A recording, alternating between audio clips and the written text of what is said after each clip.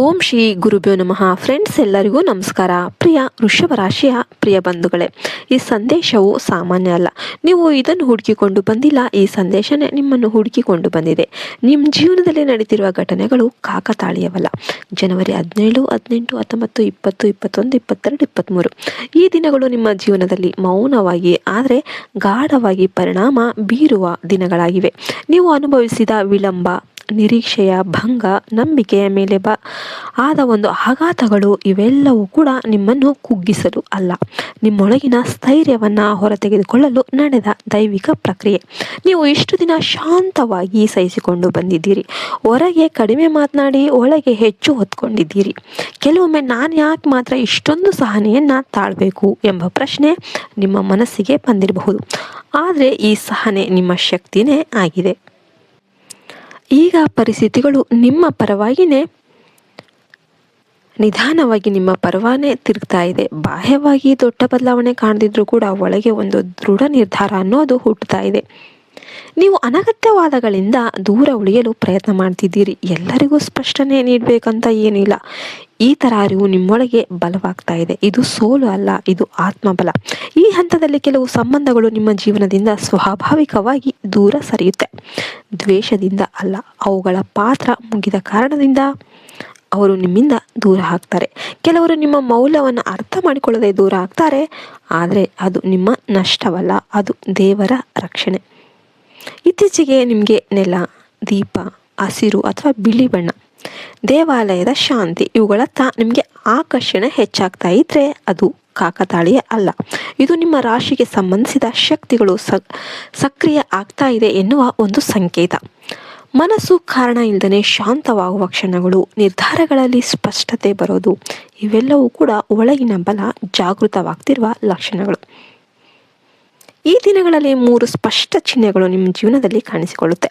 ಮೊದಲನೆಯದು ಅಂತರಂಗದ ಸ್ಪಷ್ಟತೆ. ಹಿಂದೆ ಗೊಂದಲ ಉಂಟು ಮಾಡ್ತಿದ್ದ ವಿಷಯಗಳು ಈಗ ಸರಳವಾಗಿ ಅರ್ಥ ಆಗ್ತಾ ಇವೆ. ಯಾರ ಮೇಲೆ ನಂಬಿಕೆ ಇಡಬೇಕು, ಯಾರಿಂದ ದೂರ ಇರಬೇಕು ಅನ್ನೋದು ನಿಮಗೆ ಗೊತ್ತಾಗ್ತಾ ಇದೆ. ಎರಡನೇದ ಬಗ್ಗೆ ಹೇಳೋದಾದರೆ, ನಿಲ್ಲಿಸಿದ ವಿಷಯಗಳ ಚಲನೆ. ಬಹುಕಾಲ ಸ್ಥಗಿತಗೊಂಡಿದ್ದ ಕೆಲಸಗಳು ನಿಧಾನವಾಗಿ ಆದರೆ ಖಚಿತವಾಗಿ ಮುಂದುವರಿತೆ. ಇಮ್ಮಿಡಿಯೇಟ್ಲಿ ಆಗಿ ತಕ್ಷಣ ಫಲಿತಾಂಶ ಇಲ್ಲದಿದ್ರೂ ಕೂಡ ಒಂದು ಬಾಗಿಲು ತೆರೆದುಕೊಳ್ಳುತ್ತೆ. ಮೂರನೆಯದು ಅಚಾನಕ್ ಸಹಾಯ ಅಥವಾ ಮಾರ್ಗದರ್ಶನ. ನೀವು ಕೇಳದೇ ಇದ್ರೂ ಸರಿಯಾದ ಸಮಯದಲ್ಲಿ ಸರಿಯಾದ ಮಾತು ನಿಮ್ಮ ಬಳಿ ಬರುತ್ತೆ. ಅದು ಒಂದು ಸಲಹೆ ಆಗಿರಬಹುದು, ಒಂದು ಅವಕಾಶ ಆಗಿರಬಹುದು, ಅಥವಾ ನಿಮ್ಮ ಮನಸ್ಸಿಗೆ ಶಾಂತಿ ನೀಡುವ ಸಂದೇಶ ಆಗಿರಬಹುದು. ಈ ದಿನಗಳಲ್ಲಿ ವಿ ಅಥವಾ ಎಸ್ ಅಕ್ಷರವು ನಿಮ್ಮ ಜೀವನದಲ್ಲಿ ಮಹತ್ವ ಪಡೆದುಕೊಳ್ಳಬಹುದು. ಅದು ವ್ಯಕ್ತಿಯ ಹೆಸರು, ಸ್ಥಳ, ಕೆಲಸ ಅಥವಾ ನಿರ್ಧಾರ ಆಗಿರಬಹುದು. ಮೊದಲಿಗೆ ಅದು ಸಾಮಾನ್ಯವೆಂದು ತೋರಬಹುದು, ಆದರೆ ನಂತರ ಅದು ನಿಮ್ಮ ಜೀವನದ ದಿಕ್ಕನ್ನು ಬದಲಾಯಿಸುವ ಬಾಗಿಲಾಗುತ್ತೆ. ಈ ಬದಲಾವಣೆ ನಿಧಾನವಾಗಿರುತ್ತೆ ಆದರೆ ಶಾಶ್ವತವಾಗಿರುತ್ತೆ. ವೃಷಭ ರಾಶಿಯವರೇ, ನೀವು ನಿಧಾನವಾಗಿ ಸಾಗುವವರು, ಆದರೆ ಒಮ್ಮೆ ನಿರ್ಧಾರ ಮಾಡಿದರೆ ಹಿಂದೆ ಸರಿಯುವವರು ಅಲ್ವೇ ಅಲ್ಲ. ಈಗ ನಿಮ್ಮೊಳಗೆ ಆ ನಿರ್ಧಾರ ಶಕ್ತಿ ಮತ್ತೆ ಜಾಗೃತ ಆಗ್ತಾ ಇದೆ. ಹಿಂದೆ ನಿಮಗೆ ನೋವುಂಟು ಮಾಡಿದ ಮಾತುಗಳು, ವರ್ತನೆಗಳು ಈಗ ಅಷ್ಟಾಗಿ ತೊಂದರೆ ಕೊಡ್ತಾ ಇಲ್ಲ. ಇದು ನಿರ್ಲಕ್ಷ್ಯವಲ್ಲ, ಇದು ಪ್ರೌಢತೆ. ನೀವು ನಿಮ್ಮ ಶಕ್ತಿಯನ್ನು ಉಳಿಸಿಕೊಳ್ಳೋದಕ್ಕೆ ಕಲಿತಾ ಇದ್ದೀರಿ. ಅನಗತ್ಯ ಸಂಬಂಧಗಳು, ಹೊರೆಗಳಂತೆ ಕಾಣುವ ಜವಾಬ್ದಾರಿಗಳು ನಿಮ್ಮಿಂದ ದೂರ ಆಗುತ್ತೆ. ಇದು ನಷ್ಟವಲ್ಲ, ಇದು ಸ್ವಯಂ ಶುದ್ಧೀಕರಣ. ಈ ಹಂತದ ಕೊನೆಯಲ್ಲಿ ಹಳೆಯ ನೆನಪುಗಳು ಮತ್ತೆ ಮನಸ್ಸಿಗೆ ಬರಬಹುದು. ಕೆಲವು ರಾತ್ರಿಗಳು ಭಾರವಾಗಬಹುದು, ಆದರೆ ಇದು ಹಿಂದಕ್ಕೆ ಹೋಗುವ ಸಂಕೇತವಲ್ಲ, ಇದು ಅಂತಿಮವಾಗಿ ಬಿಡುವ ಹಂತ. ಈ ಕಣ್ಣೀರು ದುರ್ಬಲತೆಯಲ್ಲ, ಅದು ಮನಸ್ಸಿನ ಶುದ್ಧೀಕರಣ. ಇದರ ನಂತರ ನಿಮ್ಮ ಜೀವನದಲ್ಲಿ ಸ್ಥಿರತೆ ಪ್ರಾರಂಭವಾಗುತ್ತೆ. ವೃತ್ತಿಪರ ಕ್ಷೇತ್ರದಲ್ಲಿ ನಿಧಾನವಾದ ಆದರೆ ಭದ್ರವಾದ ಪ್ರಗತಿ ಕಾಣಿಸುತ್ತೆ. ಹಣಕಾಸಿನಲ್ಲಿ ಅತಿರೇಕ ಇಲ್ಲದಿದ್ರೂ ಕೂಡ ಕೈಯಲ್ಲಿ ನಿಲ್ಲುವ ಸ್ಥಿತಿ ಬರುತ್ತೆ. ಮನೆಯೊಳಗೆ ನಿಮ್ಮ ಮಾತಿಗೆ ಗೌರವ ಹೆಚ್ಚಾಗುತ್ತೆ. ಕುಟುಂಬದಲ್ಲಿ ಶಾಂತಿ ಮತ್ತು ಸಮತೋಲನ ಹೆಚ್ಚಾಗುತ್ತೆ. ಆರೋಗ್ಯದ ವಿಷಯದಲ್ಲಿ ನಿರ್ಲಕ್ಷ್ಯ ಮಾಡಿದರೆ ಈಗ ಎಚ್ಚರಿಕೆ ಬರುತ್ತೆ ಮತ್ತು ನೀವು ಸರಿಯಾದ ದಾರಿಯನ್ನು ಹಿಡಿತಾ ಇರ್ತೀರ. ನೆನ್ಪಿಡಿ, ನಿಮ್ಮ ಗೆಲುವು ಶಬ್ದ ಮಾಡೋದಿಲ್ಲ, ಅದು ಮೌನವಾಗಿ ಆದರೆ ಗಟ್ಟಿಯಾಗಿ ನೆಲೆಯೂರುತ್ತೆ.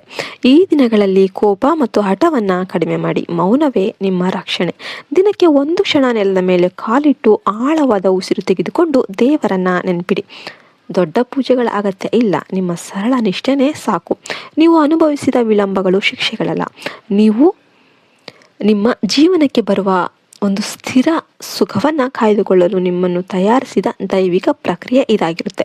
ಈಗ ಅದರ ಫಲ ಕಾಣುವ ಸಮಯ ಹತ್ತಿರ ಆಗ್ತಾ ಇದೆ. ದೇವರ ಕೃಪೆ ನಿಮ್ಮೊಂದಿಗಿದೆ. ಇದು ಕಲ್ಪನೆ ಅಲ್ಲ, ಇದು ನಿಮ್ಮ ಜೀವನದ ಮುಂದಿನ ಅಧ್ಯಾಯದ ಸತ್ಯ. ಈ ವಿಡಿಯೋ ನಿಮಗೆಲ್ಲ ಇಷ್ಟ ಆಯಿತು ಅಂತ ನಾನು ಭಾವಿಸ್ತೇನೆ. ಇಷ್ಟ ಆದರೆ ದಯವಿಟ್ಟು ಒಂದು ಲೈಕ್ ಕೊಡಿ, ಜೈ ಶ್ರೀಮನ್ನಾರಾಯಣ ಅಂತ ಕಮೆಂಟ್ ಮಾಡಿ. ಮತ್ತೆ ಮುಂದಿನ ವಿಡಿಯೋದಲ್ಲಿ ಸಿಗೋಣ ಎಂದು ಹೇಳ್ತಾ ಈ ವಿಡಿಯೋನ ಮುಗಿಸ್ತಾ ಇದ್ದೇನೆ. ಜೈ ಹಿಂದ್, ಜೈ ಭಾರತ್, ಮತ್ತೆ ಹರಿ ಓಂ ತತ್ಸತ್. ಸರ್ವೇ ಜನೋ ಸುಖಿನೋ ಭವಂತು.